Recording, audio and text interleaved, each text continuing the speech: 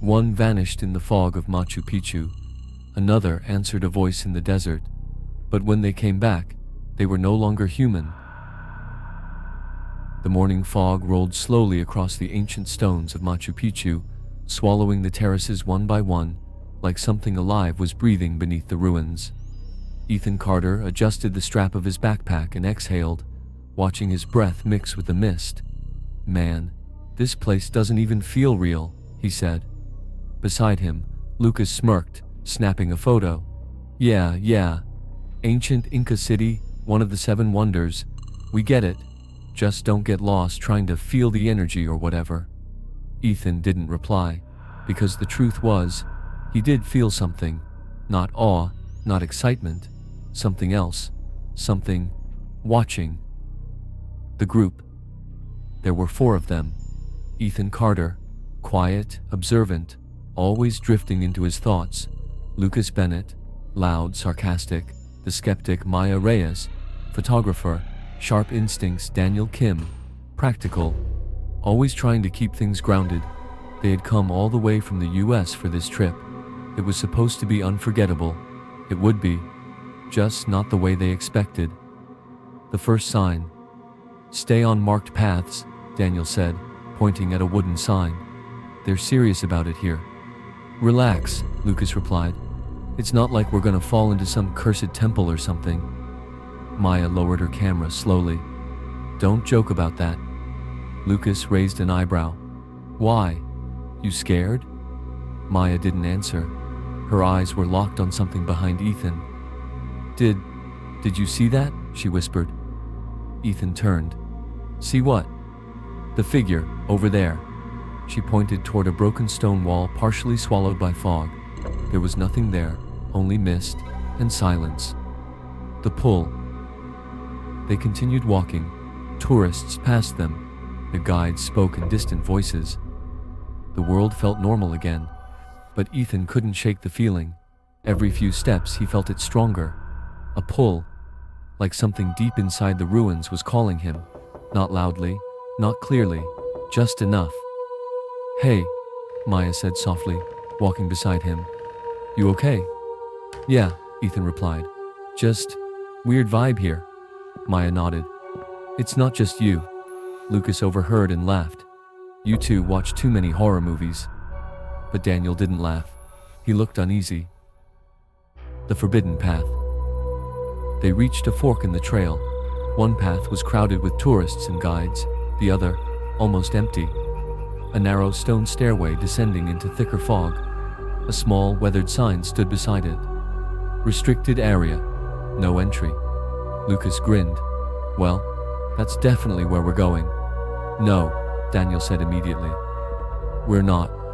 But Ethan wasn't listening. His eyes were fixed on the descending path. The fog there was different, darker. He could feel it. Something was down there, waiting.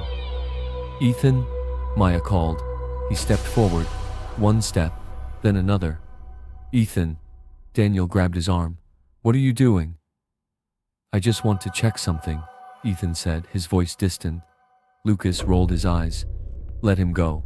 He'll come back in 5 minutes crying about ghosts." Maya shook her head. "No, something's wrong." But Ethan had already started down the stairs. "Yishent." The sounds of the main trail faded quickly. Too quickly. Within seconds, it felt like the world above had vanished. The fog thickened. The air grew colder. Ethan's footsteps echoed strangely against the stone. "Hello?" he called. No answer. Only the faint sound of wind, or something like breathing. He continued. Each step felt heavier, each breath slower. Then, he saw it.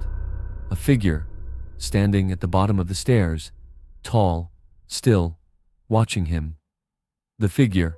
"Hey," Ethan called. "You're not supposed to be here either, right?" No response. The figure didn't move, didn't react. Ethan took another step closer. The fog shifted slightly, and for a split second, he saw its face, or what should have been a face. It was wrong, not distorted, not monstrous, just empty, like a human shape without a human presence. Ethan froze. A chill ran through his entire body. Okay. Not funny, he muttered. The figure tilted its head, slowly, unnaturally. Then it stepped backward into the fog and disappeared. The silence. Ethan stood there for a long moment, his heart pounding, his mind racing. Just a trick, he whispered. Just someone messing around. But deep down, he knew it wasn't. Because the feeling was stronger now. That pull, that call, it wasn't leading him back, it was leading him deeper. Above, back on the main path, the others were panicking. We're going after him, Maya said. No, Daniel replied. We wait here. If we all go, we could all get lost. Lucas scoffed. He's fine. But even he didn't sound convinced anymore. Minutes passed, then more. Too many. Maya turned toward the stairs. I'm not waiting anymore. The disappearance. But when they reached the restricted path, Ethan was gone. No footsteps, no voice, no sign of him. Only the fog, and the cold, and something else. Maya stepped forward slowly. Ethan, she called. Her voice echoed down the stone steps. No reply. Daniel shook his head. This is bad. Lucas swallowed hard. Okay, this isn't funny anymore. Then, from deep within the fog, they heard it. A sound, not quite a voice, not quite human. Maya's face went pale. That was him. The last glimpse. For a brief moment, they saw movement down the stairs, a silhouette, standing still, watching them. Ethan, Maya shouted. The figure didn't respond. It didn't move closer. It just stood there. Then, it slowly turned away and disappeared into the mist. The realization. That wasn't him, Daniel said quietly. Maya looked at him. What do you mean? Daniel's voice shook. If that was Ethan, why didn't he come back? The fog swallowed the path once more. Ethan Carter was gone, and somewhere beneath the ancient stones of Machu Picchu, something had taken his place. The fog didn't move. It didn't drift or thin or rise with the wind. It stayed, like it was waiting. The search Maya refused to leave. I'm not going anywhere without him, she said, her voice sharp but shaking. Daniel exhaled slowly. We've already told the staff. They're sending a guide. Lucas crossed his arms, pacing. Yeah, and what? We're gonna tell them Ethan got kidnapped by Ghost Fog? No, Maya snapped. We tell them he's missing. Lucas stopped pacing. For once, he didn't argue, because deep down, he knew something was wrong. A local guide finally arrived. An older man named Raul, weathered face, quiet eyes, on the kind of man who had seen too much to be easily surprised. You said he went down a restricted path? Raul asked. Daniel nodded. Yeah, about an hour ago. Raul didn't respond immediately. He just looked toward the fog-covered stairs, and for a brief moment, fear crossed his face. The warning. That place, Raul said quietly. You should not have followed him there. We didn't, Lucas replied quickly. He went alone. Raul shook his head. It does not matter. Maya stepped forward. Can you help us or not? Raul met her eyes. I can help you search, he said. But if we find him, he paused. You must not trust what you see. Silence. Lucas scoffed nervously. Yeah, okay. Real comforting. But no one laughed. The descent again. They went down together, step by step. The same narrow stone path. The same heavy fog. But this time, it felt worse, colder, darker. Ethan, Maya called. Her voice echoed unnaturally, like something deeper repeated it. Then, Maya froze. Did you hear that? Daniel nodded slowly. That echo. It's not right. Raul raised his hand. Quiet. They listened. At first, nothing. Then, a sound, a breath, not from them, from below. The first sign. They reached the bottom of the stairs. The air felt thick, heavy, like it didn't want to be breathed. Then Maya saw it. Footprints, fresh, leading deeper into the ruins. "He's alive," she whispered. Lucas nodded quickly. "See? I told you.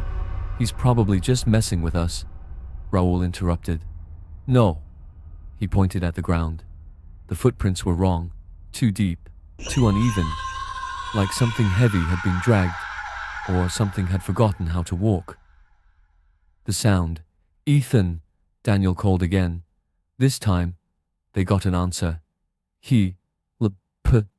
Maya's eyes filled with tears. "That's him." But Raoul stepped back.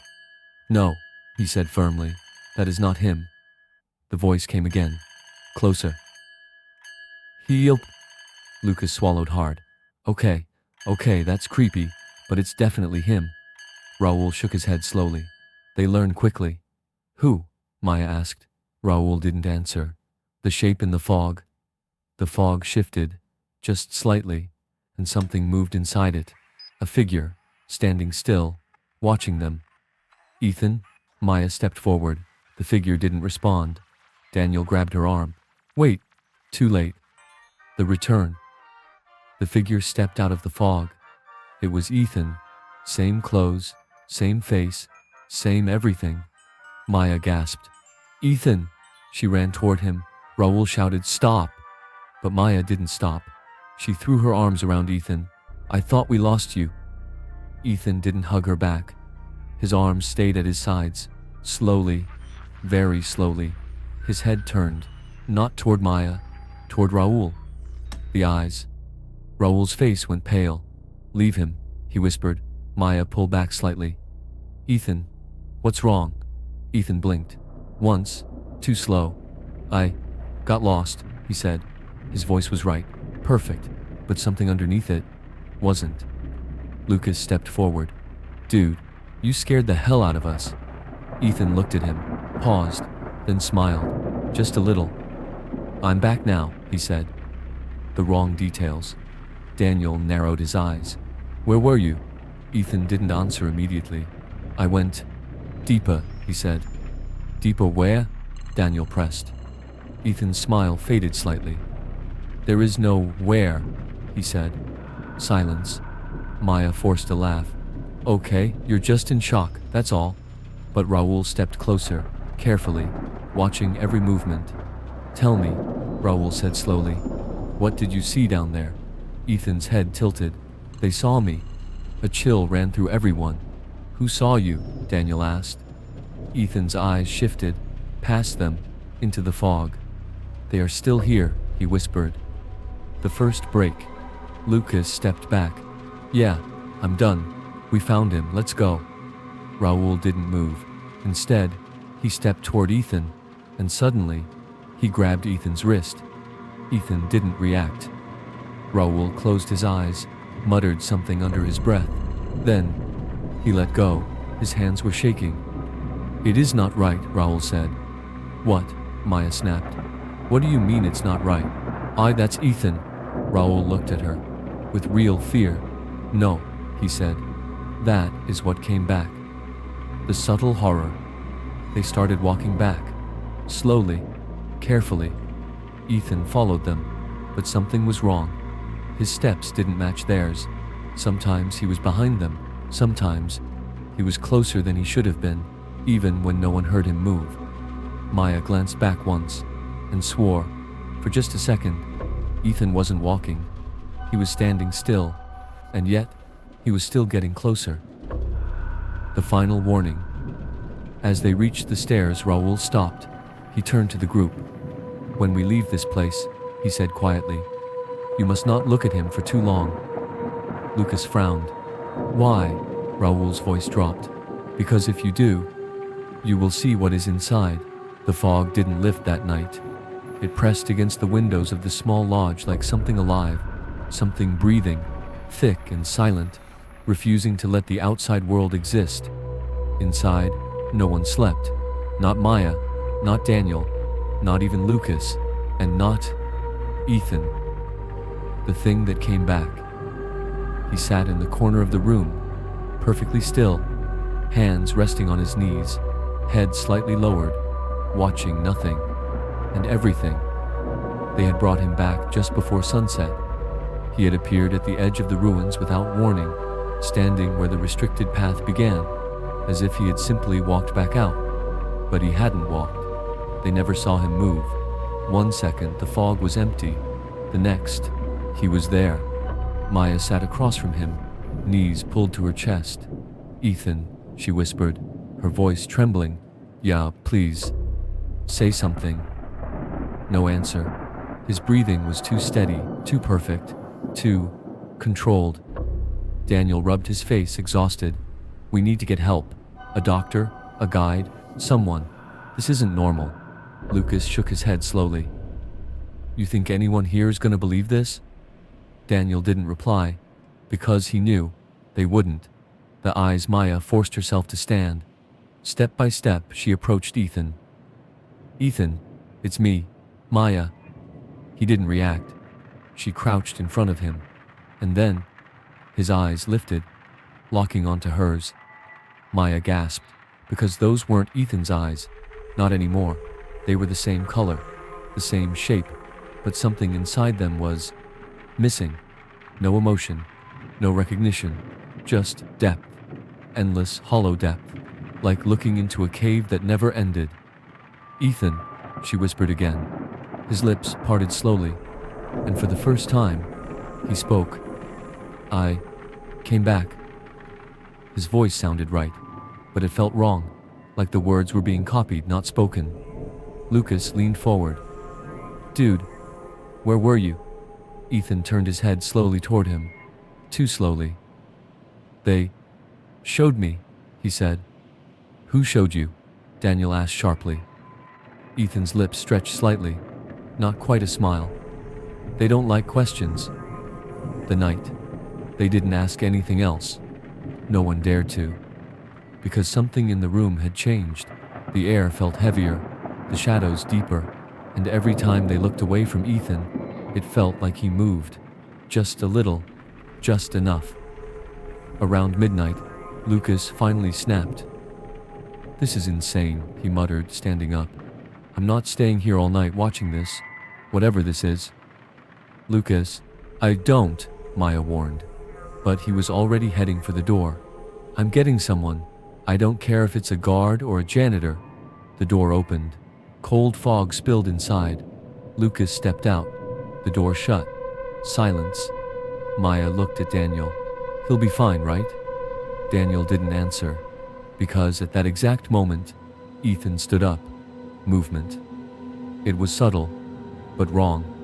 He didn't push himself up, didn't shift his weight like a human would. He simply rose, like gravity had forgotten him for a second.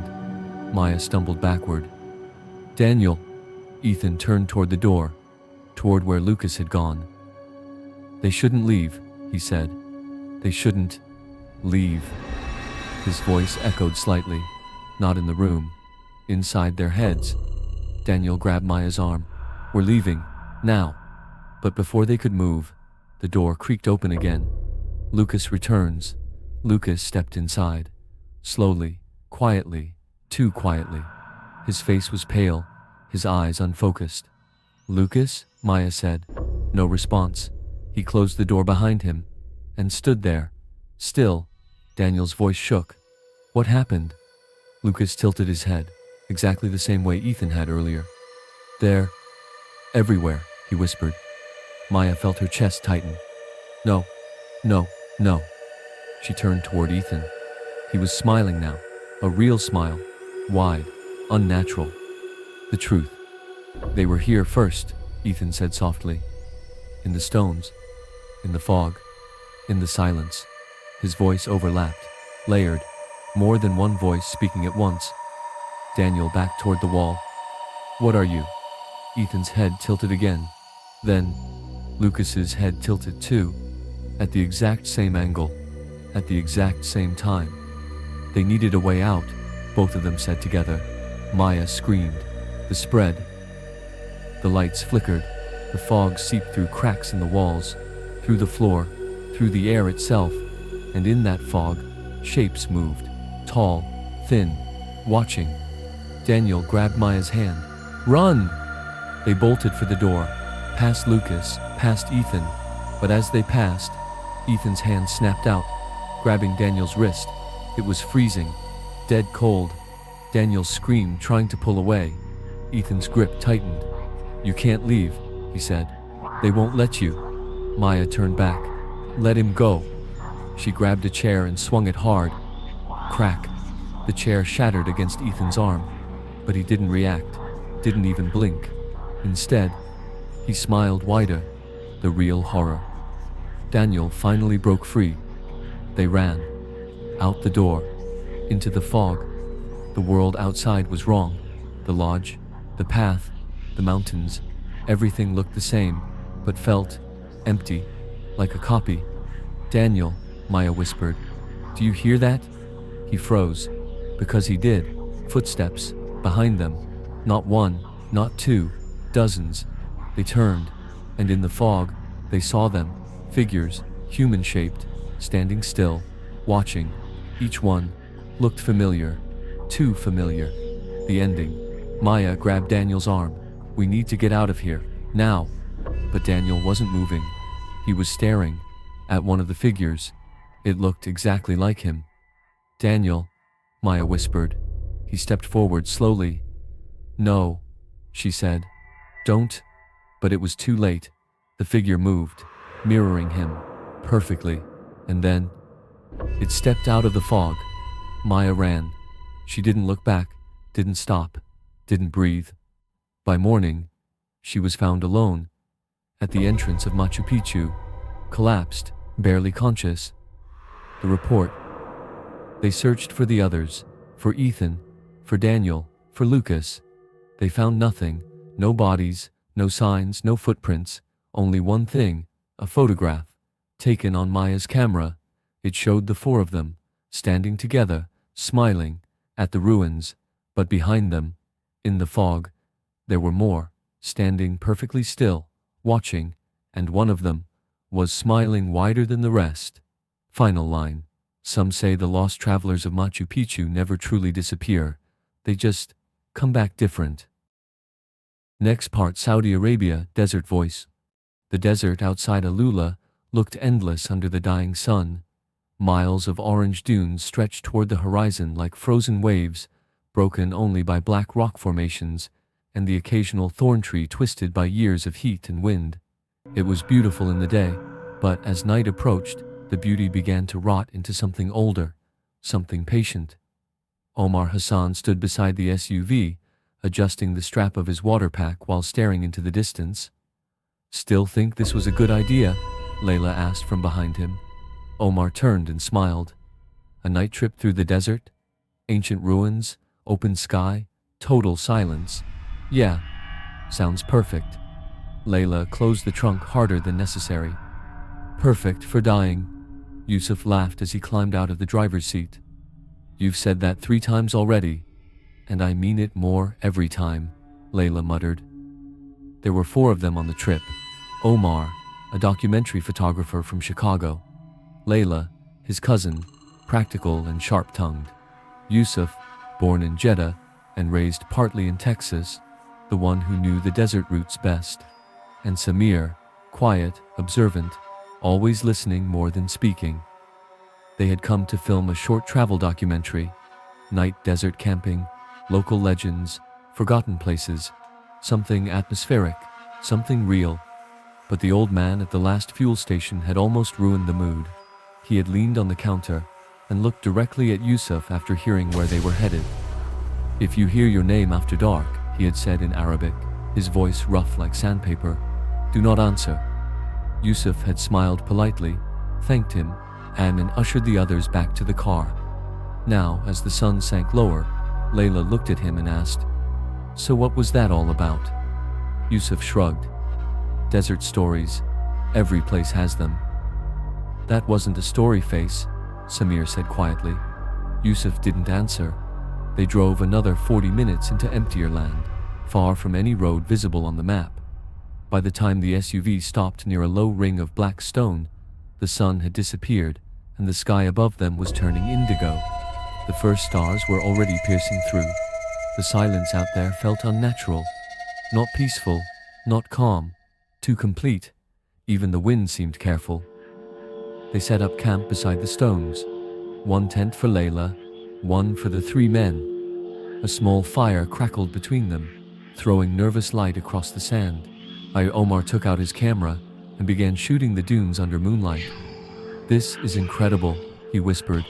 "It's like being on another planet." "Planets usually don't call your name," Layla said. Omar grinned. "You're really committed to being the scared one tonight." "I'm not scared," she said. "I just know when a place doesn't want people in it." Yusuf sat near the fire, staring into the flames. "My grandfather used to say the desert hears everything. Every footstep, every prayer, every lie." Samir looked up. "And?" Yusuf hesitated. "And sometimes," he said, "it answers." No one joked after that. The night deepened. Far off, the dunes became black shapes under silver moonlight. The stars multiplied until the sky looked torn open. Omar filmed the horizon, whispering narration into a microphone. Trying to sound calm and professional. Then he heard it. "Omar." He froze. The voice was soft, close enough to make him turn. Behind him, there was nothing but darkness and the faint glow of camp. He walked back toward the fire. "Did one of you call me?" Layla looked up. "No." Yusuf frowned. "Why?" "I thought I heard." Omar trailed off. "Nothing." Samir's eyes stayed on him a second too long. "What did it sound like?" Omar forced a smile. "Like someone saying my name." The fire popped. Layla slowly sat straighter. Yusuf's face changed immediately. "From where?" Omar turned and pointed vaguely toward the dunes. "Out there." For a moment, no one spoke. Then Yusuf stood. "We stay close to camp." Layla crossed her arms. "So the gas station guy wasn't just being dramatic?" Yusuf rubbed the back of his neck. "There are stories. People hear voices in empty places. Family members, friends, sometimes even children crying." "Echoes?" Omar offered. "There are no rocks close enough for that kind of echo," Samir said. Omar laughed, but it sounded weak. "You guys are really doing a great job keeping this non-creepy." Yusuf threw more wood on the fire. "Just don't wander off, that's all." An hour passed, then another. They ate, talked softly, checked camera batteries, pretended to be normal. Around midnight, the air grew colder, the kind of cold only deserts know, sharp and dry, slipping through every layer of clothing. Layla went into her tent first. Samir followed soon after, saying he wanted a few hours of sleep before sunrise. Omar stayed by the fire with Yusuf, flipping through footage on his camera screen. Then it came again. "Oh, Omar." This time it was clearer, not from far away, from somewhere just beyond the firelight. He stood so fast the folding chair tipped backward. "You heard that, right?" Yusuf was already on his feet. "Hear what?" "My name." Yusuf's expression tightened. "How many times?" "What?" "How many times has it called you?" Omar stared. "Twice." Yusuf looked out toward the dunes as if expecting to see someone standing there. "If it happens a third time," he said quietly, "do not answer. No matter what." Omar let out a nervous breath. "You're serious?" "Yes." "Why?" Yusuf's eyes stayed on the dark. "Because my uncle heard his brother's voice once in the empty quarter. He followed it for half a mile before the others stopped him. He said the voice kept moving ahead of him, always close, never close enough. And," Yusuf swallowed, "he never spoke normally again." Omar tried to laugh, but the sound died in his throat. From Layla's tent came the sound of a zipper. "What's going on?" she asked, stepping out. Before Yusuf could answer, all four of them heard it. "Layla." It floated over the sand like a whisper carried in cupped hands. Layla's face drained of color. Samir pushed out of the men's tent. "You all heard that?" No one replied. The voice had been unmistakable, female, soft, and impossible, because it sounded exactly like their dead mother. Layla took one stumbling step forward before Yusuf grabbed her arm. "Don't!" She turned on him, trembling. "That was her." "No," Yusuf snapped, harder than he meant to. "It wants you to think that." Another long silence followed. Then the wind moved across the dunes with a low hiss, and from somewhere farther off came a second whisper, "Layla." This time it sounded sad, hurt, pleading. Tears filled Layla's eyes. Omar had never seen her look afraid before. Not really, but now she looked like a child hearing something from a locked room. Samir stepped closer to the fire. "We should leave." "At night?" Omar said. "Through this?" "We should have left the moment it spoke," Yusuf muttered. Another call came, but not Layla's this time. "Samir." Samir's entire body stiffened. The voice had changed again. Now it sounded male, old, thin, familiar. Samir whispered one word under his breath. "Father." The fire cracked violently, sending sparks into the air. The group stood close together now, almost shoulder to shoulder. "Everybody in the car," Yusuf said. But as they turned toward the SUV, Omar noticed something in the distance. A shape, human-sized, standing on top of a dune where there had been nothing before. He lifted the camera with shaking hands and zoomed in. The figure didn't move, didn't wave, didn't sway with the wind. It just stood there, watching. "Omar," Layla whispered. He lowered the camera slowly. "There's someone out there." "No," Yusuf said. "How do you know?" "Because no one walks this deep at night." The voice came again, now from the opposite side. "Omar." Then from behind them, "Layla." Then farther out, "Samir." The calls began circling the camp, not loud, never loud, just close enough to feel personal, like mouths leaning near their ears. The fire suddenly dimmed, though no one touched it. The darkness around them thickened. And then Omar heard the one thing that froze his blood completely, his own voice, from somewhere out in the dunes. "Help me." He turned so sharply he nearly fell. "Did you hear that?" The others had. He saw it in their faces. The desert had stopped sounding like their dead loved ones. Now it was learning them. The figure on the dune was gone. No one saw it leave. No footsteps marked the sand, but it was gone. Yusuf reached into the SUV and pulled out a flashlight, shining it over the nearest ridge. Nothing. "Everyone get in," he said again, voice low and tight. This time, no one argued. As Omar grabbed his camera bag and climbed into the back seat, he looked once more toward the dune, and for half a second under the moonlight, he saw 4 figures standing together in the distance. They were shaped like people. They were standing exactly where the camp had been moments before, as if something in the dark had made copies of them and was waiting for the originals to leave. Omar slammed the door shut. The engine roared to life, but just as Yusuf threw the car into reverse, something brushed the side of the SUV. Not hard, not enough to dent, just enough to sound like fingers dragging slowly along the metal. Everyone heard it. No one spoke. And out beyond the headlights, the desert whispered once more. "Come back." No one spoke for the first 10 minutes of the drive. The SUV bounced hard over sand and broken stone, while the headlights cut tunnels through darkness. The engine sounded too loud, the tires too soft, every bump amplified by fear. Yusuf kept both hands locked on the wheel, jaw clenched tight. Layla sat in the front passenger seat, arms folded over herself, staring straight ahead. In the back, Omar held his camera like a weapon, while Samir watched the rear window. No one wanted to look behind them for too long, because each time they did, the dunes seemed wrong. Not moving, not shifting, watching. Finally, Omar broke the silence. "Did something actually touch the car?" "Yes," Layla said without turning.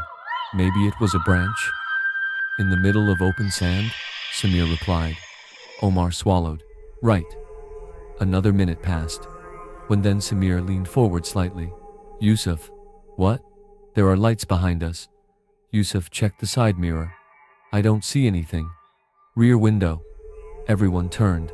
At first Omar thought Samir meant taillights from another vehicle, but these weren't headlights. There were 3 pale lights floating low over the sand behind them, separated by equal distance, following in silence. They looked almost like lanterns being carried by invisible hands. Layla whispered, "Please tell me that's another camp." Yusuf didn't answer, because the lights were gaining on them. Not fast, smoothly, effortlessly. The SUV hit a patch of rough ground and lurched. Omar grabbed the seat in front of him and looked back again. Now there were 4 lights. Then, in the instant his eyes adjusted, he realized they weren't lights at all. They were eyes, human height, too far apart, blinking in the dark. "Drive faster," Samir said. "I am." The speedometer climbed. The engine groaned. Sand sprayed from beneath the tires. Still the eyes followed. Then, all at once, they vanished. Not because they fell back, not because the car outran them. They were simply there 1 second and gone the next. The relief lasted less than 5 seconds. "Omar," Layla whispered. "Your window." He turned. There, reflected faintly in the glass beside him, was a face. Not outside, inside the car, right next to him. Omar shouted and spun around, slamming into the door. Nothing was there. Samir grabbed his shoulder. "What?" "I saw," Omar's voice cracked. "I saw someone." Layla twisted halfway in her seat. "Where?" "In the window." Yusuf cursed under his breath. "Don't look into reflections." "What?" "Just don't." The road, or what passed for one, became rougher. Their signal had died 20 minutes ago. GPS flickered uselessly. The stars above remained brutally clear, and yet the desert ahead seemed to grow darker the farther they drove. Samir kept glancing at Yusuf. "You know where we are, right?" Yusuf took too long to answer. "Yusuf, I know the general route." Layla turned sharply. "The general route?" "We should have hit the marker stones by now," he admitted. A heavy silence filled the car. Omar almost laughed from panic. "So we're lost?" "No," Yusuf said. "We're being turned." The words settled like poison. No one asked what he meant. An hour later, the SUV stopped. Not because Yusuf wanted it to. The engine died in one violent shudder, then silence. Yusuf tried the ignition again. Nothing. Again. Nothing. He hit the steering wheel once, hard. "This can't happen," Layla said. But it had. Outside, the desert spread in all directions under white moonlight, empty and cold. Samir opened his door first. Maybe the engine overheated. Yusuf grabbed his arm. No one gets out alone. They stepped into the night together. The cold struck immediately. Omar could smell metal, fuel, dry stone. The sand around the SUV looked undisturbed, except for their tire tracks, and even those already seemed softer than they should have, as if the desert were erasing proof of them in real time. Yusuf opened the hood. Samir held the flashlight. Layla stayed by Omar, both of them scanning the dark. Then the voice came again. "Samir." Close.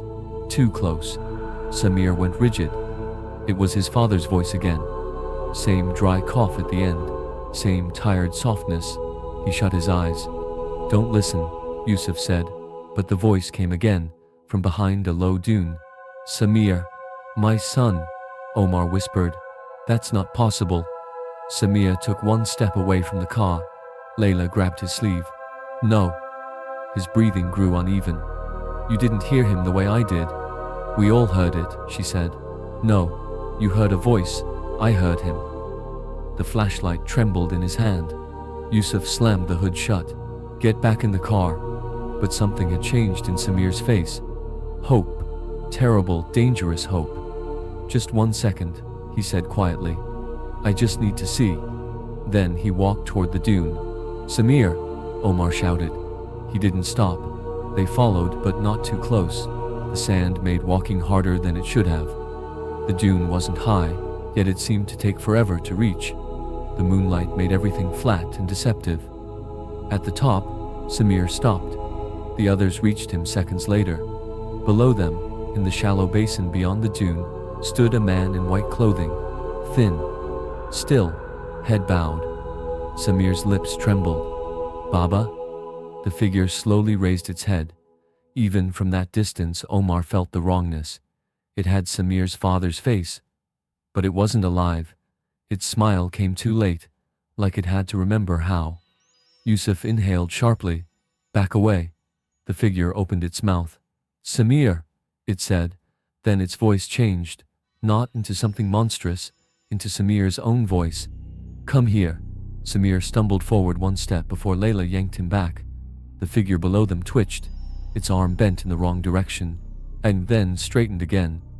Omar nearly dropped his camera.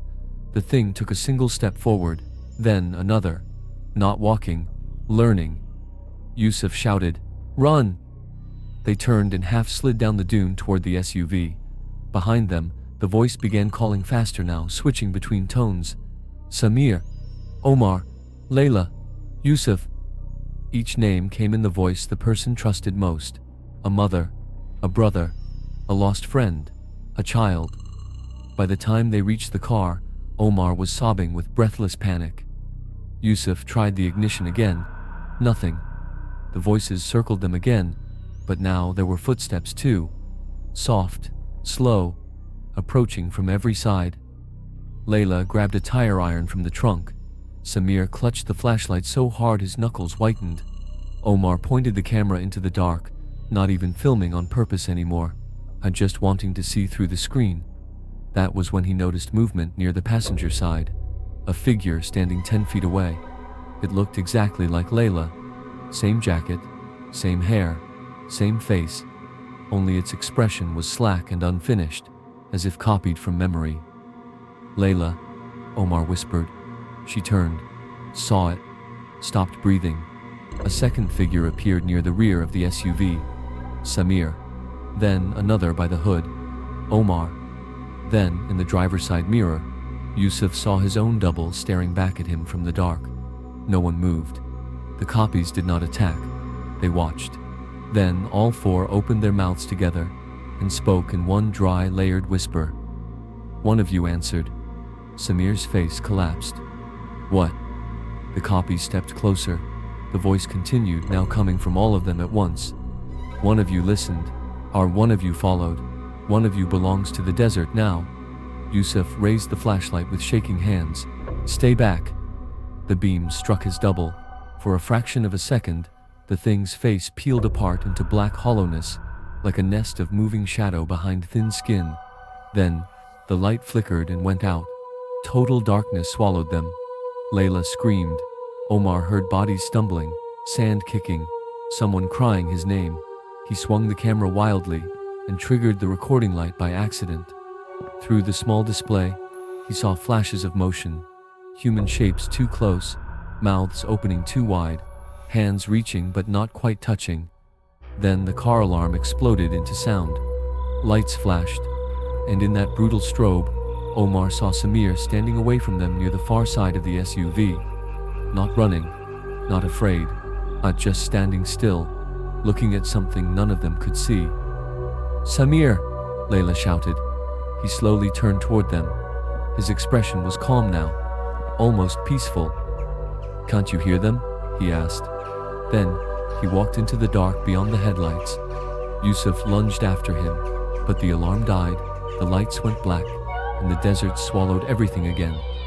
By the time they found their flashlights and voices and nerve enough to search, Samir was gone. No footprints, no outline, no reply. Only the wind dragging thin lines across the sand. They searched until dawn stained the horizon gray. Nothing. When the first light spread over the dunes, Omar noticed something half buried near a black stone ridge.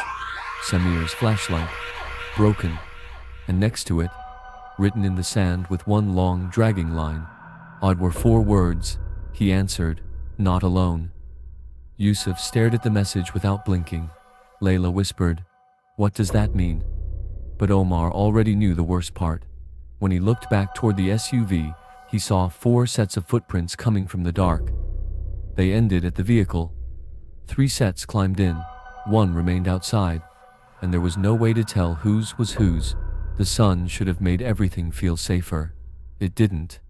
Morning in the desert only made the horror clearer. The dunes were gold now instead of silver, the stones black instead of shapeless, the sky vast and blue. But none of that helped. The message in the sand remained. Samir was still gone. The SUV engine still wouldn't start, and the 3 remaining friends no longer fully trusted each other.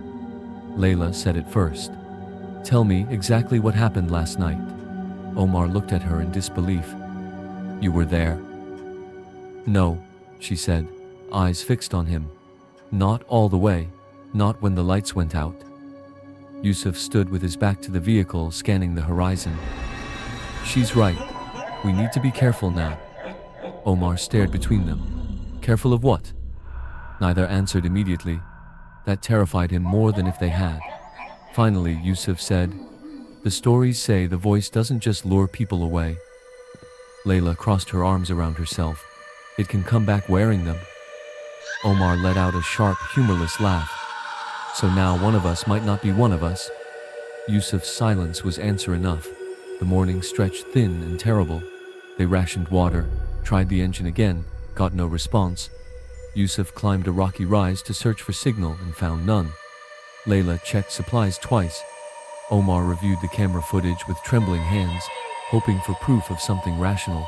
Instead, the footage made his stomach turn. The camp footage from the night before showed empty dunes when he had clearly filmed the standing figure. Audio tracks contained whispers no one remembered hearing. At one point, while recording the dark beyond the fire, the microphone picked up a voice right beside him. Which one are you? He shut the camera off immediately. By noon, the heat became punishing. They rigged a tarp beside the SUV for shade. No one wanted to rest, but exhaustion was beginning to dull them. Layla's lips were dry and cracked. Yusuf's hands shook from stress even when he tried to hide it. Then Omar noticed something strange. Yusuf hadn't drunk any water in hours. Here, Omar said, handing him a bottle. Yusuf looked at it like he didn't understand what it was. I'm fine. Layla looked up sharply. You haven't had anything since sunrise. I said I'm fine. His tone wasn't angry. It was absent, empty. Layla and Omar exchanged a glance. Yusuf turned and walked a few paces from camp, stopping at the edge of a slope. He stood there too still, heart facing into the open desert. Omar whispered, Did he move like that before? Layla didn't answer. A few minutes later, Yusuf came back. Something in his face had changed again, normal almost. He crouched beside them and said, We'll start walking at sunset. Northwest. There should be service or a road within several miles. Should, Layla said. It's the best chance we have. Omar nodded, but the unease remained. As the day dragged on, the desert seemed to grow quieter instead of louder. No birds, no insects, no distant engine. Nothing. Once, Layla thought she heard breathing beside the tarp and spun with the tire iron raised, but there was nothing there. Late afternoon came. Heat softened. Shadows lengthened, and that was when Samir returned. He appeared on the ridge above them, outlined by the dying sun. Layla stood so fast she hit her head on the tarp pole. Omar nearly dropped the camera. Samir, he shouted. Samir raised one hand in a weak wave. He looked dirty, exhausted, sunburned, but alive. He climbed down slowly toward the camp. Yusuf stepped forward at once, relief breaking over his face. Then he stopped. Stay there, Yusuf said. Samir blinked. What? Don't come closer yet. Layla's voice trembled. Why are you saying that? It's him. Samir looked confused, hurt. I got lost in the dark. I fell near the stones. I've been walking since morning. Omar took one step toward him anyway. Samir, are you okay? Samir nodded, breathing hard. I heard you calling, but I couldn't find the car. Layla ran to him and hugged him before Yusuf could stop her. For 1 second, Omar felt relief too. Then he saw Samir's face over Layla's shoulder. No emotion. His arms came up around her a second too late, exactly like something remembering how a hug was supposed to work. Yusuf's voice dropped to a whisper. Layla, move away. She stepped back, annoyed. Enough. Samir smiled faintly. What's wrong with him? Yusuf didn't answer. He reached into the SUV and pulled out a small Quran wrapped in green cloth from the glove compartment. He held it tightly and walked towards Samir. Samir's smile faded. What are you doing? Tell me what happened last night. I just did. All of it. Samir's eyes shifted briefly toward the open desert. I followed the voice. Yusuf stopped walking. Layla stared. What? Samir seemed surprised he had said it aloud. Omar felt the air leave his lungs. Yusuf raised the Quran. Whose voice? Samir looked at each of them slowly. Then he smiled. My own. Layla backed away. The wind rose all at once, hissing over the sand. Yusuf whispered a verse under his breath. Samir's jaw twitched. Again. Then his neck bent slightly sideways, farther than it should have, and straightened. Layla screamed. Samir, or what wore him, looked at her with almost pity. You make it easy, he said. But the voice was no longer his alone. There were others underneath it. Many others. Old, young, male, female, all speaking through the same mouth. Omar stumbled back, lifting the camera from pure instinct. The display showed Samir standing perfectly normal. But with his own eyes, Omar saw the truth. The skin around Samir's face shifting subtly, never settling, as if several faces were trying to share one surface. Yusuf began reciting louder now. The thing wearing Samir took one step back, then another. It was afraid. Stay with the words, Layla cried.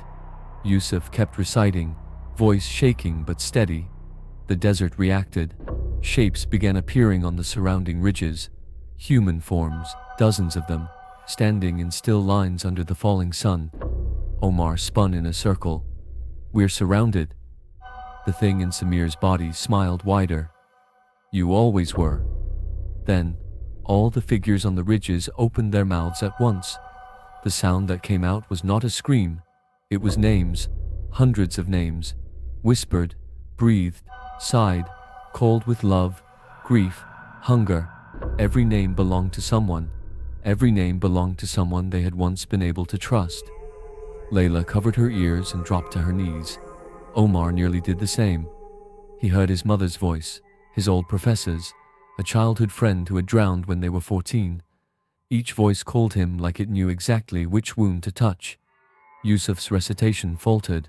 That was all the thing needed. It lunged, not at Yusuf, at Layla. Omar moved without thinking and slammed the camera into the side of Samir's head. The body jerked unnaturally, fell sideways, then sprang back up too fast. Its face was wrong now, stretched, smiling, blackness showing behind the teeth. Yusuf shouted another verse and pressed the Quran toward it. The thing screamed, a real scream this time, full of dry wind and buried mouths. Then it fled uphill, moving in broken, insect-fast bursts that no human body should have survived. The other figures on the ridges began to vanish with it, dissolving into the deepening dusk. Our silence fell again. Layla sobbed into her hands. Omar stood shaking, staring at the spot where Samir's body had disappeared. Was that him at all? He asked. No one answered. Night was coming, and they knew better than to wait. The engine still would not start, so they abandoned the SUV and began walking at sunset. Yusuf leading, Layla in the middle, Omar behind. No one spoke unless necessary. The sky darkened from orange to violet to black. For a while, nothing happened. Then Layla heard it.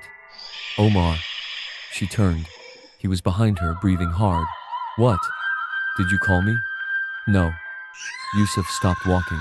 From somewhere to their left came Layla's own voice. Yusuf. Then Omar's from the right. This way. Then Samir's ahead of them, very close now. You left me. Layla's eyes filled with tears. Yusuf whispered, "Oh, keep walking." The voices moved with them, sometimes ahead, sometimes behind, sometimes close enough to feel on the back of the neck. Then Omar saw lights in the distance. Real lights, vehicle lights, a road. He shouted and pointed. Yusuf saw them too and broke into a run. Layla followed. Omar did too, then stopped, because behind Layla and Yusuf, running in perfect silence, were two more figures, copies, keeping pace. He opened his mouth to shout, but one of the copies turned its head toward him. It was Omar, and it smiled. Everything inside him locked. By the time he forced himself to move again, Layla and Yusuf had reached the road. Headlights approached, an actual truck. Men got out shouting questions in Arabic. Omar stumbled after the others, half crying, half laughing with relief. When he finally turned back toward the desert, There was nothing there. No copies, no voices, only darkness. 3 days later, back in the city, Omar reviewed the final footage alone in his hotel room. Authorities had found the abandoned SUV. They found no sign of Samir. Layla refused to discuss the desert at all. Yusuf said only that some places are older than religion, older than memory, and should never be entered with curiosity alone. Omar wanted proof, something concrete, something he could hold on to that would tell him he had not lost his mind.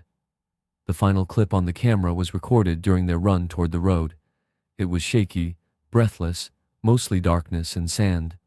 Then the frame steadied for 2 seconds, long enough to show Layla and Yusuf running ahead, long enough to show Omar filming from behind, and long enough to show a fourth person running beside him, perfectly matching his stride, perfectly matching his shape. The thing looked into the camera. It had Omar's face, and before the clip cut to black, it whispered in Omar's own voice, "I answered first."